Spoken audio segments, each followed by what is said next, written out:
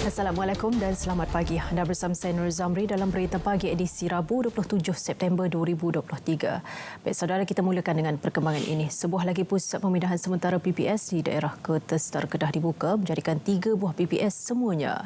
Seramai 197 penduduk daripada 59 keluarga ditempatkan di PPS tersebut. Pegawai Pertahanan Awam Daerah Kubang Pasu, Kapten Pertahanan Awam Muhammad Adnin Suhaimi berkata, PPS SMK Changlun menempatkan 150 penduduk daripada 43 keluarga, manakala PPS Dewan Kampung Tradisi Lembah Keriang menempatkan 27 penduduk daripada 8 keluarga. Sementara itu, Pegawai Pertahanan Awam Daerah Kertestar, Kapten Pertahanan Awam Abdul Halim Rafiq Muhtar memaklumkan, PPS Dewan Taman Sri Bagan menempatkan 20 penduduk melibatkan 8 keluarga. PPS yang dibuka di daerah Kertestar menempatkan penduduk dari Taman Sri Bagan yang turut terlibat dalam kejadian banjir. Di Arau Perlis, sebuah pusat pemindahan sementara PPS dibuka di Sekolah Kebangsaan Arau yang menempatkan 10 keluarga melibatkan 36 orang penduduk. Menurut Pengarah Jabatan Kebajikan Masyarakat Negeri, Kucik Kumat Esa, penduduk terjejas yang ditempat di PPS adalah dari Kampung Titi Besi dan Kampung Kebun. Keadaan banjir masih tidak berubah dan dijangkakan lebih ramai penduduk akan dipindahkan ke PPS Dewan Sekolah Kebangsaan Arau. Agensi terlibat terus memantau keadaan selepas Jabatan Meteorologi Malaysia menjangkakan hujan bakal turun berterusan.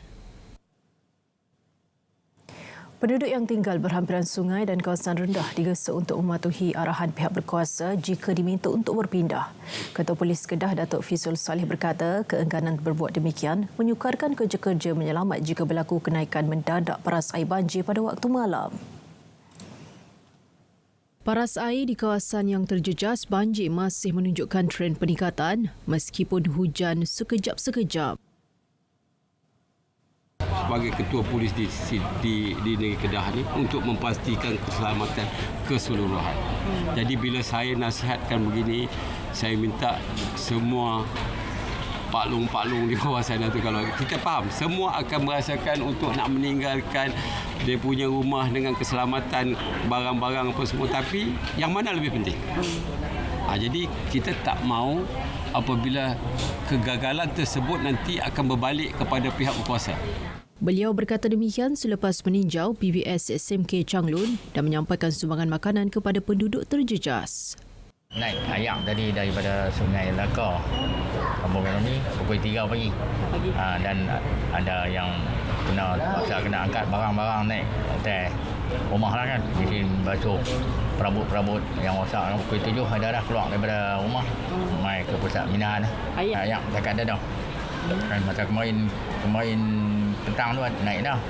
Lepas tu pukul 3 pagi semalam baru naik pula. Ya, dalam tahun ni yang ni paling besar. Sebenarnya tahun ni banyak kali dah, tapi yang ni paling besar kali. Yang kecil pun baru pindah ni kali pertama pindah. Pusat pemindahan banjir ni. Kalau sebelum ni tak pernah lah. Ni kali pertama kot. Ni sebab tak ada tempat nak duduk lah. Ayak dah penuh dalam rumah. Itu dah umum ada pusat pemindahan. Lepas tu skot ni setiap tahun akan berpindah ke sini lah. Rutin. Rutin macam tu lah. Setiap tahun akan untuk sini lah. Pusat pemindahan ni, inilah yang terbaik. Pusat pemindahan ni orang kata apa, untuk kebaikan semua masa-masa banjir. Itulah ada kebaikan untuk semualah penduduk. Laluan menghubungkan kawasan sekitar Paya Nongmi hingga matrikulasi Changlun ditutup kerana kenderaan ringan susulan paras Sungai Laka melebihi paras tebing dan membajari jalan menghubungkan Pekan Changlun dan Kodiang. Sebarang cadangan untuk memecahkan monopoli beras negara perlu dibincang bersama kementerian dan agensi berkaitan. Ini kerana kerajaan masih terikat dengan konsensi Padi Beras Nasional Berhad Pernas bagi pengedaran beras dalam negara untuk tempoh 10 tahun bermula 11 Januari 2021 hingga 10 Januari 2031.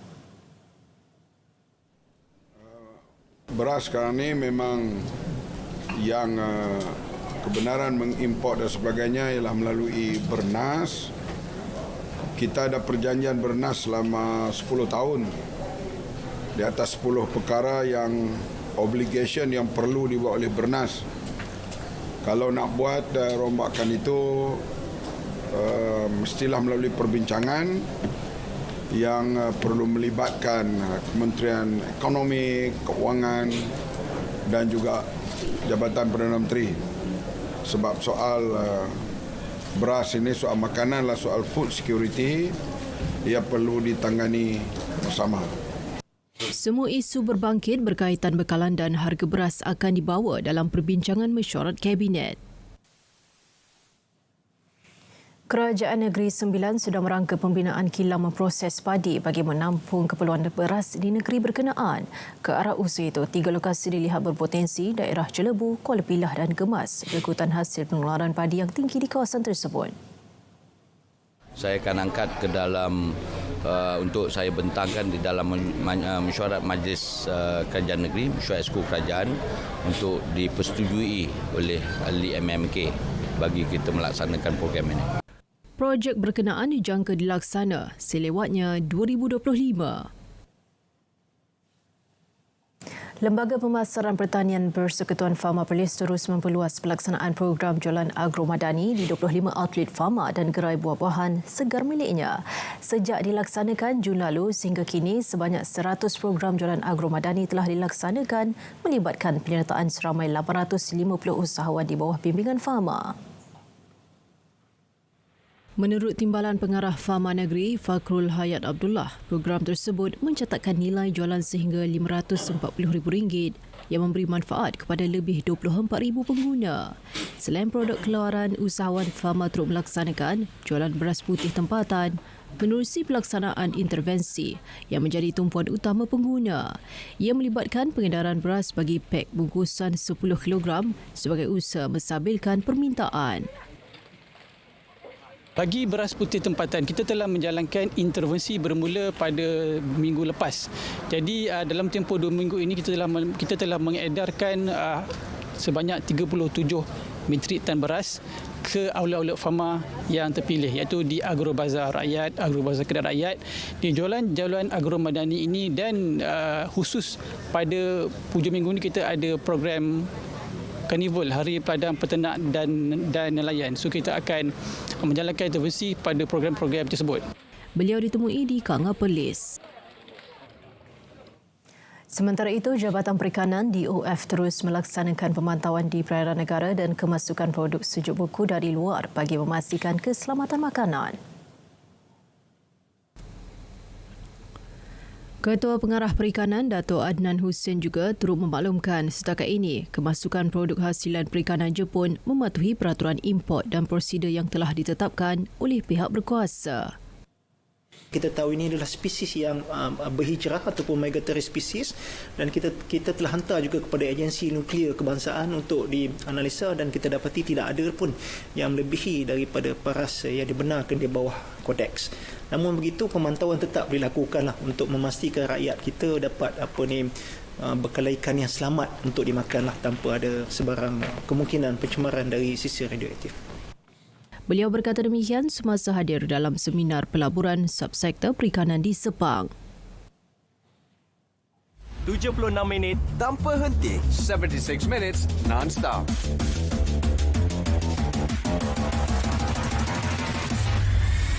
Transparent and concise. Paparan komprehensif, ringkas dan padat. Saksikan Kanta 744 malam. Berita perdana 8 malam. Malaysia Tonight, 8:30 PM.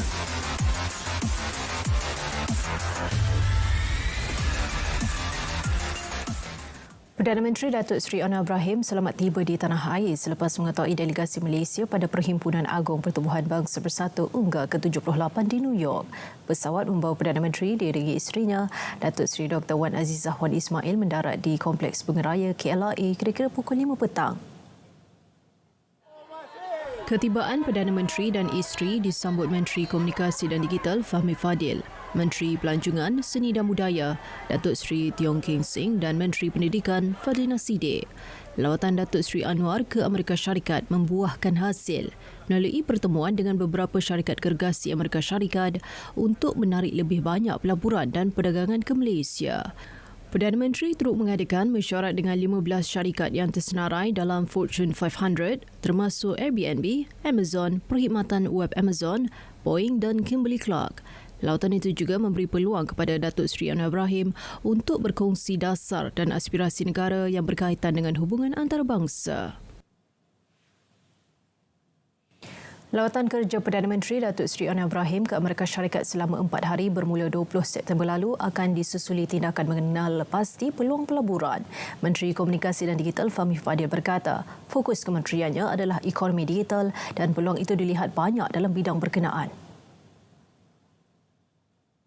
3 dokumen besar negara iaitu Ekonomi Badani, Pelan Induk Perindustrian Baharu 2030 dan Pelan Hala 7 Perolehan Tenaga Negara dijangka memberi peluang kepada jemaah menteri untuk mencari pelabur bagi sektor tertentu.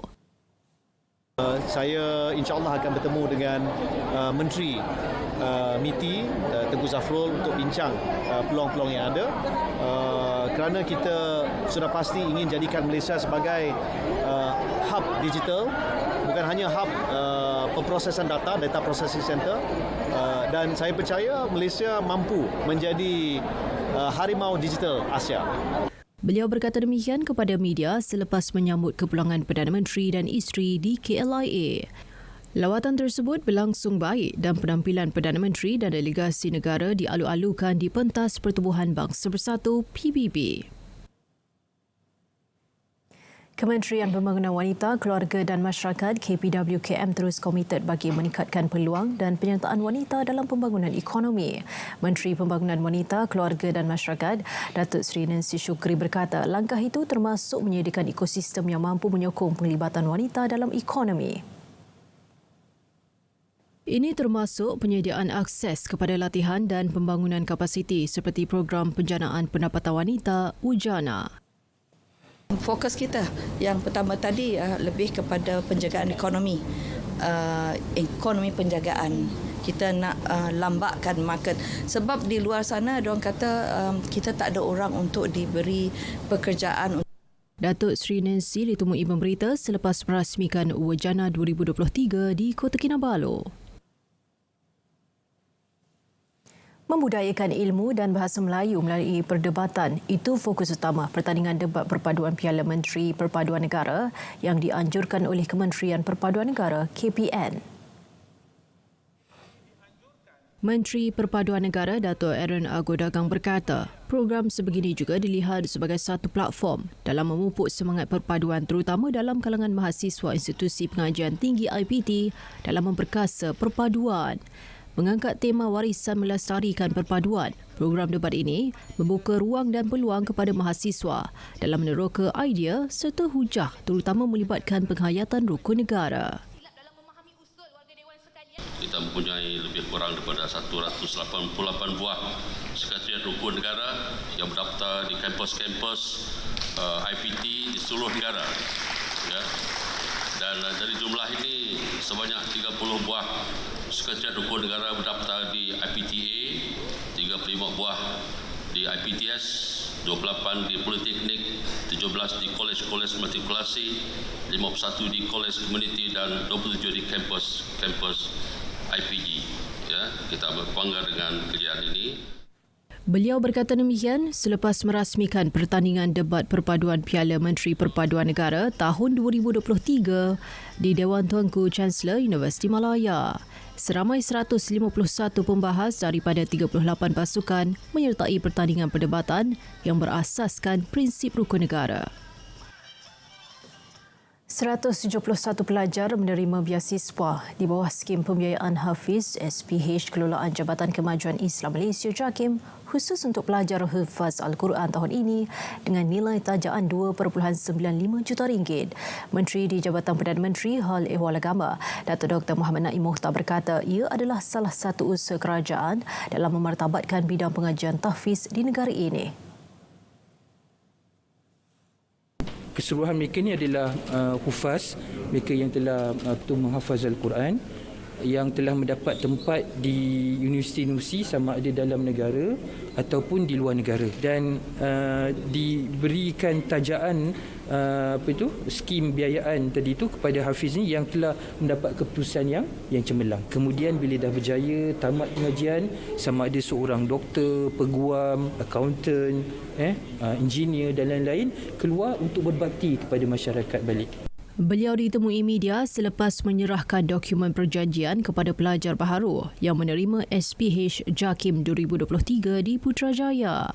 Beliau berharap agar golongan hufaz ini dapat memberi sumbangan kepada negara dan mengekalkan kebolehan menghafal Al-Quran serta menjadi hafiz profesional yang memartabatkan Al-Quran. Perusahaan mikro, kecil dan sederhana PMKS perlu selari dengan amalan alam sekitar, sosial dan urus takbir ESG bagi meluaskan lagi perniagaan ke peringkat antarabangsa. Ini kerana ESG ketika ini antara pemangkin yang dititik beratkan untuk ke pasaran dunia. Menteri Pembangunan Usahawan dan Koperasi Datuk Ewan Benedict berkata, garis panduan yang sedang dirangka kementeriannya ketika ini sebagai usaha mengenal pasti kriteria-kriteria asas bagi menerapkan amalan ESG dalam kalangan PMKS. Pihaknya yakin pematuhan ini akan menambah peluang perniagaan PMKS. Dan di negara-negara tertentu sudah menjadikan amalan ESG ini sebagai antara prasyarat yang membolehkan produk ataupun perkhidmatan itu menembusi pasaran di wilayah-wilayah ataupun di negara-negara itu. Maka penting bagi PKS negara kita untuk beroperasi mengikut standard ESG ini, amalan ESG. Beliau berkata demikian pada sidang media selepas merasmikan program Sri Kelestarian PMKS 2023 melakar laluan ESG untuk PMKS dan pemadanan perniagaan bagi industri berpertumbuhan tinggi di arena SPICE Bayan lepas. Pada majlis itu, Suruhanjaya Security Malaysia SC turut memeterai memorandum persefahaman MOU dengan SME Corp dalam usaha meningkatkan akses pembiayaan PMKS. Platform e-dagang MyMall bantu usahawan tingkat pendapatan. Sehingga kini seramai 1,207 penjual aktif melibatkan 1,257 produk berada di platform tersebut. Nilai jualan dicatatkan sebanyak RM2.7 juta. Timbalan Menteri Pembangunan Usahawan dan Koperasi Saraswati Kandasamy berkata, bagi menggalakkan lebih ramai usahawan perusahaan mikro, kecil dan sederhana PMKS menyertai platform itu, kementerian melaksanakan proses penyertaan secara percuma. Selain menikmati platform e-dagang tanpa charge, usahawan yang berdaftar di MyMall memiliki kelebihan termasuklah diberi akses terhadap alat-alat bantuan perniagaan atau business development tools dengan izin, latihan keusahawanan serta peluang mendapatkan pembiayaan perniagaan. Platform MyMall itu turut menyediakan ruang pemasaran dalam talian secara percuma terhadap produk atau perkhidmatan yang ditawarkan PMKS. Platform jual beli dalam talian mudah.my bekerjasama dengan Jabatan Siasatan Jenayah Komersial JSJK bagi menangani masalah penipuan dalam talian. Ketua Pegawai Eksekutif mudah.my, Gaurav Basit berkata, platform tersebut turut memperkenalkan sistem baru bagi mencegah jenayah jual beli dalam talian. Terdapat 5 langkah inisiatif mencegah jenayah jual beli yang telah dibuat oleh mudah.my. Advanced queuing system that has been launched, which is a mix of machine learning and machine learning supported by a manual and a human effort to be able to prevent fraudulent ads or ads that are likely to cause scam from going up on our platform, along with looking at device IDs and other methods to be able to stop users from coming back again. The second one is, again, how we use technology on our chat system to create a knowledge graph of potential scams. The third one is our MVIP program. The fourth one is, as I was mentioning earlier, a security team. And last but not the least, a collaboration with other parties like PDRM. Beliau berkata demikian selepas majlis perasmian Scam Prevention with PDRM and Mudah.my.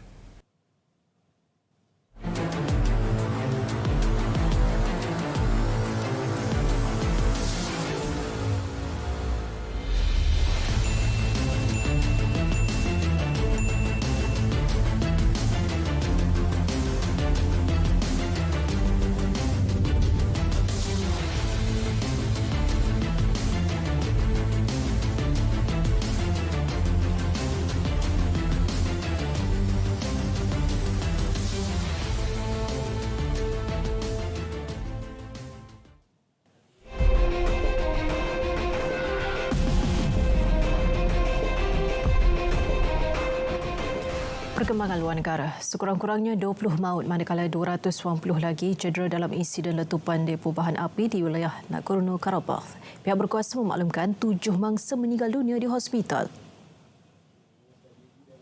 Manakala 13 lagi mayat yang masih belum dikenal pasti identiti dibawa ke pejabat korona. Puluhan mangsa yang cedera dalam keadaan kritikal dan ada yang masih hilang. Pasukan perubatan dari ibu kota Armenia, Yerevan, digerakkan ke wilayah itu dengan menaiki helikopter untuk membantu mangsa. Ombudsman Nagorno-Karabakh, Gegman Stepayan, berkata, kebanyakan yang cedera perlu segera mendapat rawatan berikutan kecederaan yang serius. Susulan kes pembunuhan seorang pemimpin Sikh Kanada, kerajaan Kanada memberi amaran kepada pelancong supaya berwaspada jika melawat ke India kerana hubungan kedua-dua negara semakin merosot. Kemas kini nasihat perjalanan kerajaan Kanada memaklumkan ketegangan itu menyaksikan terdapat seruan untuk melakukan protes dan beberapa sentimen negatif terhadap Kanada di media sosial. Ketegangan meningkat antara kedua-dua negara selepas Perdana Menteri Kanada, Justin Trudeau, mendakwa secara terbuka minggu lalu bahawa India terlibat dalam pembunuhan seorang pemimpin Sikh Kanada pada Jun. India menegaskan Hardeep Singh Nijjar adalah seorang penganas yang menjadi sebahagian daripada gerakan militan yang menuntut sebuah negara Sikh merdeka di Khalistan, wilayah Punjab, India. Indonesia dijangka meluluskan peraturan baharu mengenai perdagangan menerusi media sosial. Ini bagi mengekang jualan pada platform teknologi yang dikatakan menjejaskan perniagaan tempatan. Undang-undang negara itu ketika ini tidak meliputi platform media sosial seperti TikTok, Facebook dan Instagram. Namun ada pihak yang menggesa media sosial dan e-dagang dipisahkan kerana berpandangan media sosial mempunyai unsur monopoli. Rakyat Indonesia lebih banyak membelanjakan wang di platform TikTok sepanjang tahun lalu, lebih tinggi berbanding negara Asia Tenggara yang lain. Sementara itu, Presiden Indonesia, Joko Widodo, berkata peraturan mengenai transformasi digital harus dibuat secara holistik supaya perkembangan teknologi boleh mencipta ekonomi yang baharu.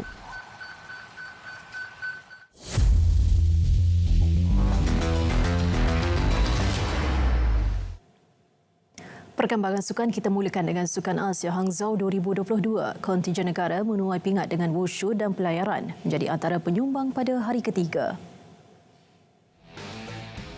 Sukan pelayaran berjaya menghadiahkan pingat sulung buat kontingen negara oleh atlet pelayaran Asnawi Iqbal Adam dalam perlumbaan ICLA 4 perahu lelaki di pusat pelayaran Ningbo, Shenzhen.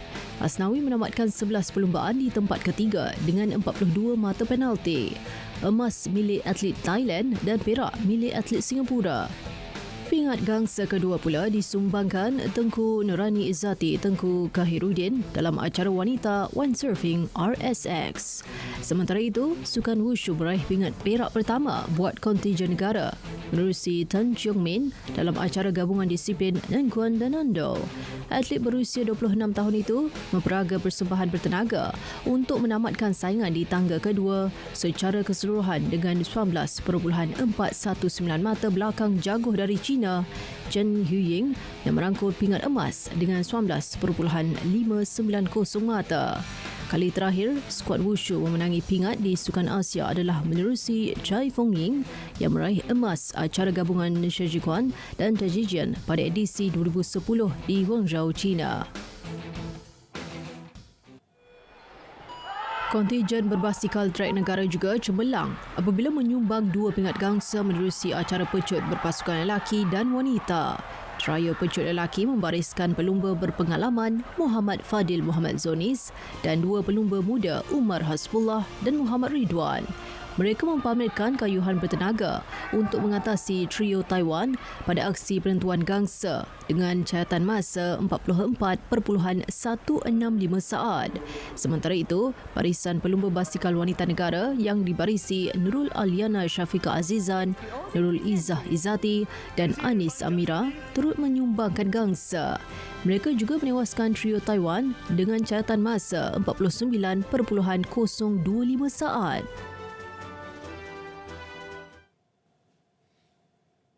Ini pula saingan Leto di Langkawi LTLL 2023. Harapan pelumba Terengganu Polygon Cycling Team PSG Muhammad Arif Saleh untuk meletakkan dirinya dalam kedudukan 5 teratas pada peringkat ke-4 musnah apabila basikalnya mengalami masalah teknikal.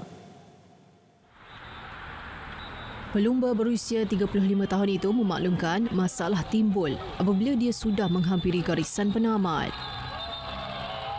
Last 1 kilo saya mengalami masalah teknikal, saya punya rantai jatuh dekat terkeluar daripada carrying. So saya mengambil 10 second untuk catch up balik. Dan saya stay masih berada di posisi terbaik, tapi saya punya finishing tu dah agak sempuk pasal kita dah lose 10 second. Saingan sejauh 140.2 km dari Bukit Mertajam ke Meru Raya itu menyaksikan pelumba pasukan KH Rural Segaras RGA Daniel Babor muncul juara.